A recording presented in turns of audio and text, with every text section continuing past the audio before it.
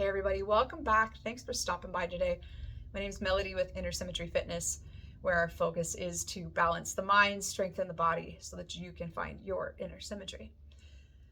I want to talk about the number one pushback that I get from every client, even people I meet on the street or that I'm talking to about this stuff. It's the first thing that I get pushback is when I ask them if they meditate. And they say, oh no, I've tried it. It's not for me. I don't know how. I can't calm my mind. My thoughts are always going a million miles. It's not for me. And that's where we're going to start. That's what we're going to talk about today. If you can relate to that statement, stay tuned because this is for you. I can relate. That is exactly where I was when my physician told me that I needed to start adding meditation to my day. I went to her for the pain that I was in. I was in chronic pain with an autoimmune response that nobody could diagnose. There was no reason on paper why I was in the pain that I was in. And she tells me that I need to meditate 10 minutes a day. Well, to think that she was cuckoo is, that's putting it nicely. But I thought, well, she's a physician. I'm sure she has a reason that she's doing this, and nothing else has worked for me. So what have I got to lose? It's free, and she's only asking for 10 minutes. And that's how I approached it. I really did approach it like she's only asking for 10 minutes. And if I can't do 10 minutes, then how am I going to expect to do anything else? If my doctor had given me a pill to take, I would take the pill. If my doctor, and that's kind of the phase that I was at. I was desperately trying to find relief. And if 10 minutes is going to find me relief, all right, I'll give it a go. But I didn't know how. I tried meditation years ago, back when I was in college for fitness. And I remember sitting in that room. I think it was probably a 15-minute session. And I remember the whole time sitting there thinking, is this over yet? Because I have so much to do. This is such a waste of time. And I can't calm my mind. There's no way I'm going to calm my mind. I've got so many things that I got to do when I get out of here. And my mind just kept going. And I remember having like this whole conversation with myself the entire time this session was going on. And I was probably more panicked, more stressed out because I felt like I had just wasted 10 minutes that I could have got something else done. That's how I felt. And maybe you can relate to that. Maybe that's your experience. So let's talk about that. Because if that is your experience, just like mine was, it's because it wasn't explained to you why and how this is supposed to work. I feel like we think that meditation is supposed to be this magical thing. We think of monks sitting for hours in meditation and how they can block the world out and they can do these crazy feats of things because they're in meditative state. Okay, that's great. If that's solely what you have to do all day long is sit in meditation, great. But it's taken them years to get there. This doesn't happen overnight. So key number one, meditation is a practice. This is not a fix.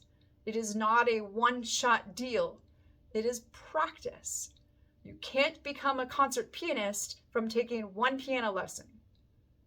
You cannot fix any injuries in your body by going to one yoga class. It is a yoga practice. And meditation is the same. So we need to think about it that way. It is a practice. So if you've tried it once and you're saying to me that it's not for you, then you did not practice. Because that is what this is. This is designed to be done daily, if not sporadically, as often as you can. But daily is where you're going to see the best benefits and the most success. Why do you need to put meditation in? let's talk about a couple of the key things that meditation will help. Maybe you fall into the spectrum somewhere. Number one, helps reduce stress.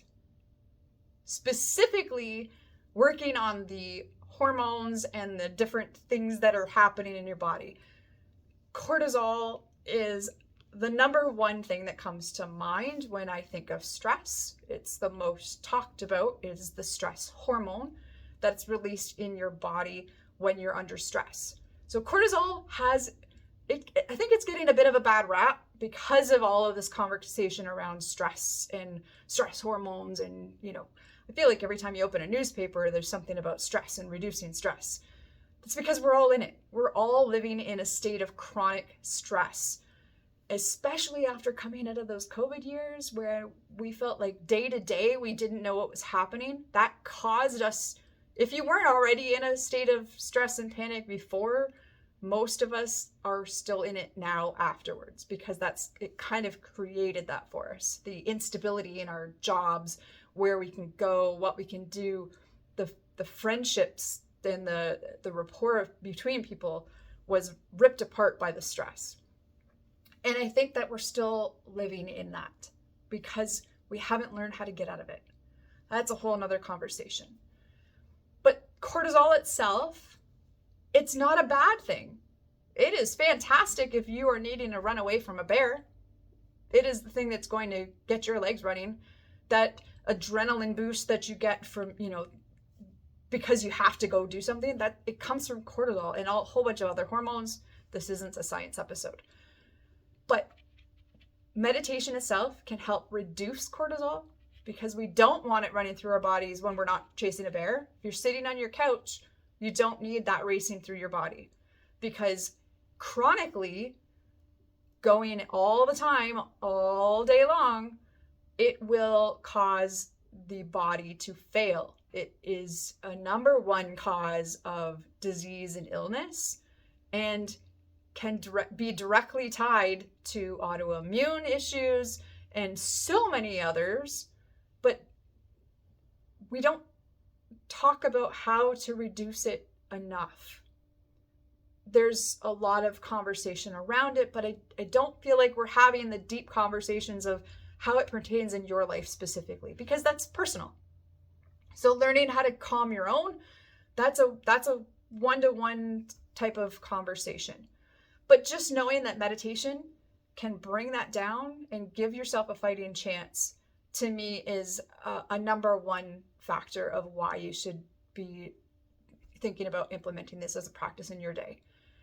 If you can bring down the cortisol levels, you're going to improve your sleep. So if you're already struggling with sleep, either insomnia or struggling to fall asleep, because of the thoughts running through your head, maybe you can't stay asleep because your body is just in amped up mode all the time. This will help drastically. Will also help with the reactivity. So this is a big problem in our world, and I will own up to this one big time. This is where I lived. Emotional reactivity. I didn't know how to even notice my own emotions and then the response to it. So I was very snappy.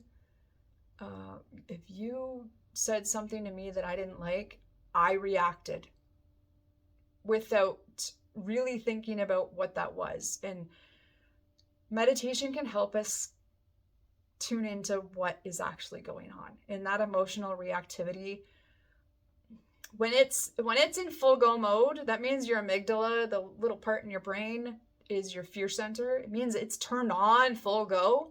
And when it's on, your decision making, the prefrontal cortex of your brain, is not.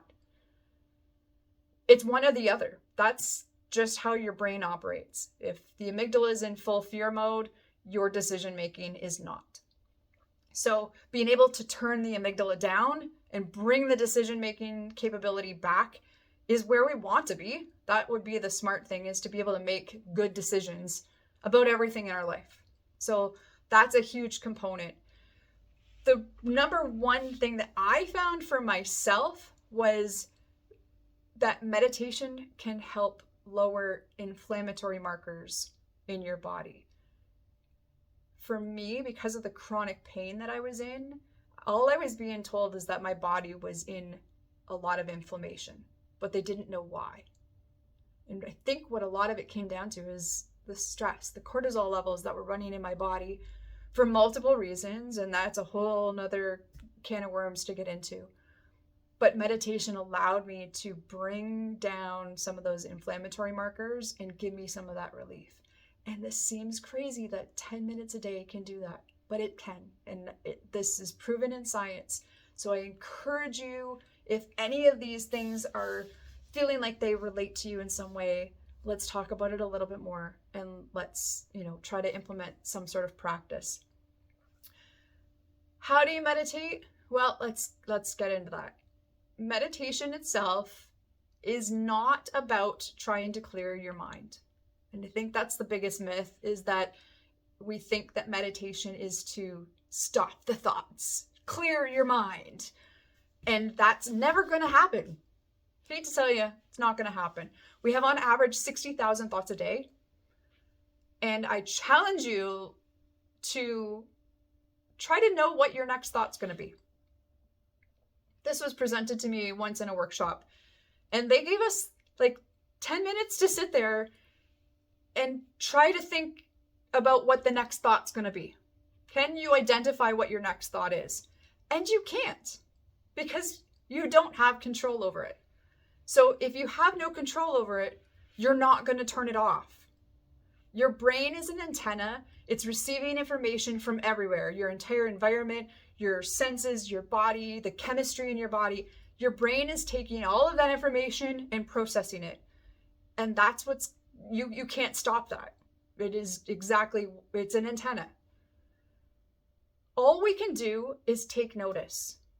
And that is the focus of meditation, is to take notice of the thoughts or what's happening. What's the emotion you're feeling right now? What is the thought that you have? Where is it taking you? And you can ask deeper questions of that as you get in further, but the number one goal is to just notice without judgment. And that I want to highlight for you. It's without judgment.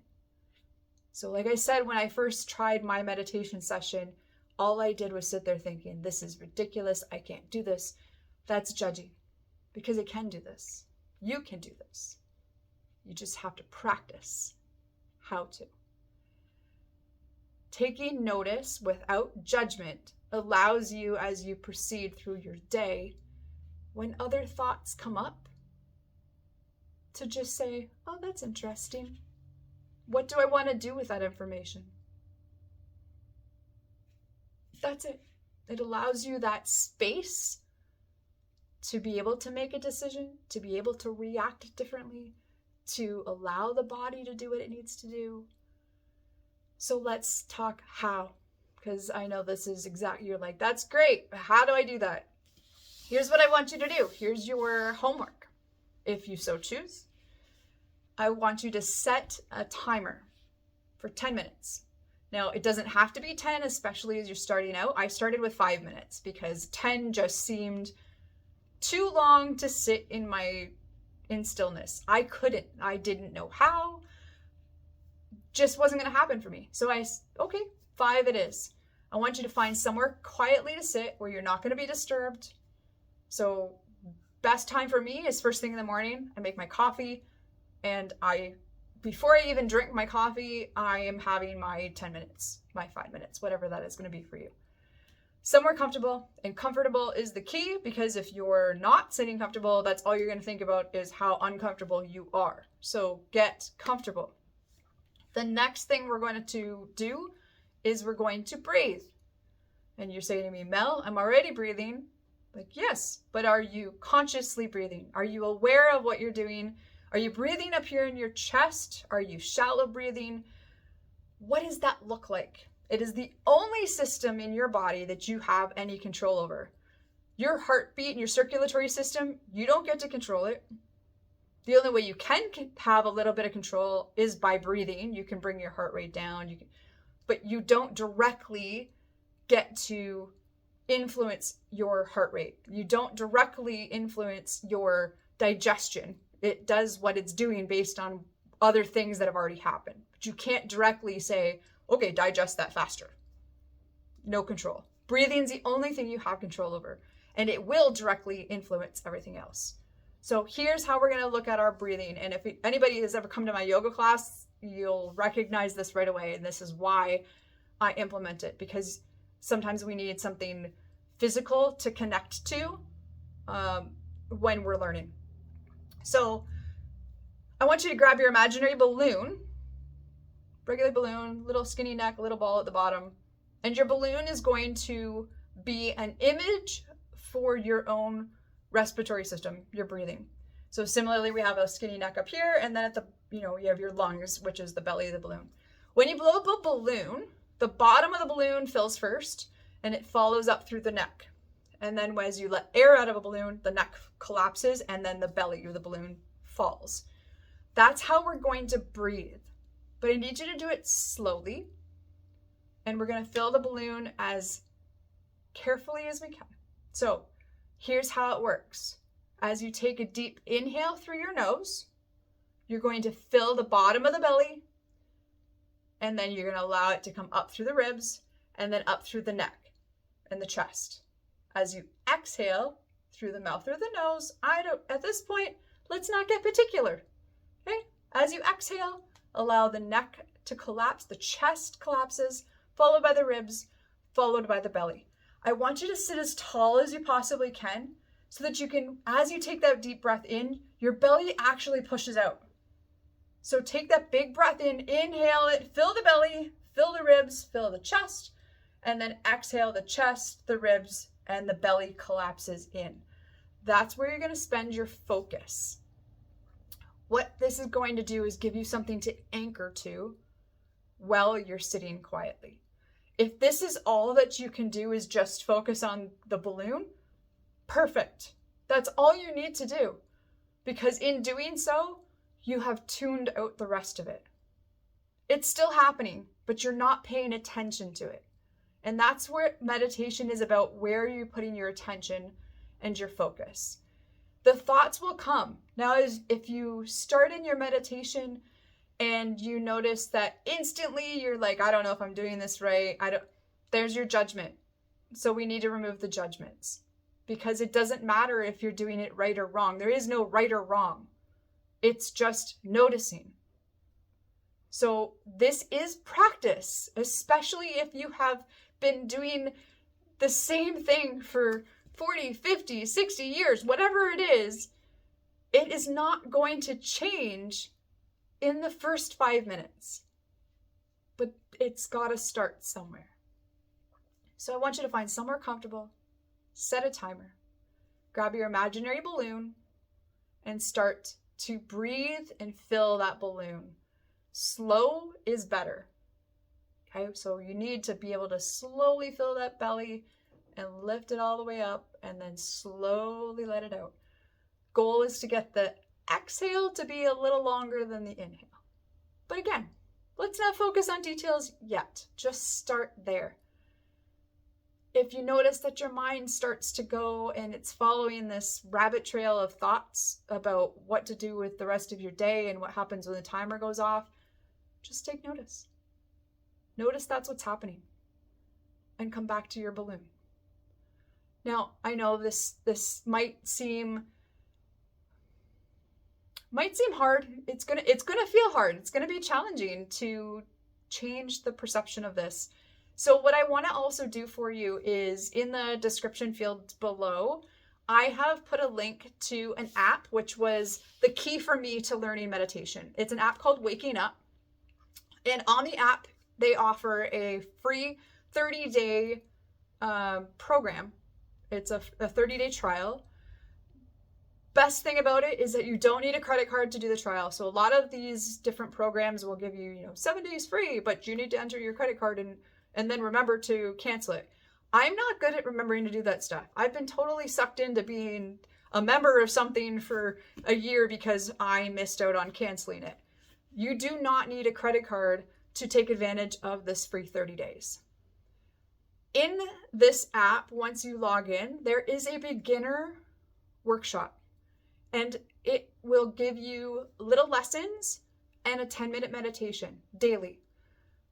First thing he says in it is, even if you come to me one day and it's been a week, a month since you've done it again, you can just start again. There is no, I've wrecked it, I don't know how. You can always start again. And that is, to me, a great gift of meditation, is that you never lose what you started. You just get to start again. And I think that is a wonderful gift to give yourself, is the gift to be able to start again. And that will roll out into so many other themes that I hope to present here for you in this channel. I encourage you to try, and that's all you can do is try. Again, this is a practice. And sign up, grab the app, try it for 30 days. I can tell you that personally, I would say it probably took me about a month before I could say, hey, I notice a difference. And I didn't start out every day. I tried. That was my prescription, was to do yoga or to do meditation every day. And I couldn't. It just didn't seem like it was doing anything initially. And it did take some time. But now I can tell you that it's the highlight of my day. I look forward to my meditations. And now, yes, I can sit in meditation for hours on end, and I look forward to it. I enjoy it. It is my peace. It is the bit of time that I feel like I get back with myself. And initially, that's pretty scary, because I didn't want to actually be with myself for a lot of time. I encourage you to give it a shot, give it a try. Leave me your comments, questions. If you had a chance to try meditation, I would love to know what your experience was. What did you struggle with? Where do you need the help? I want to bring that to you, because I really do think that this is the key to starting to take back your own health, taking back your life and the control of your life, and making a difference for yourself. If you haven't already, please hit the subscribe button and like. And I look forward to talking with you guys again in the next video. So stay tuned. Who knows what's coming up next? Have a great rest of your day, and I'll see you next time.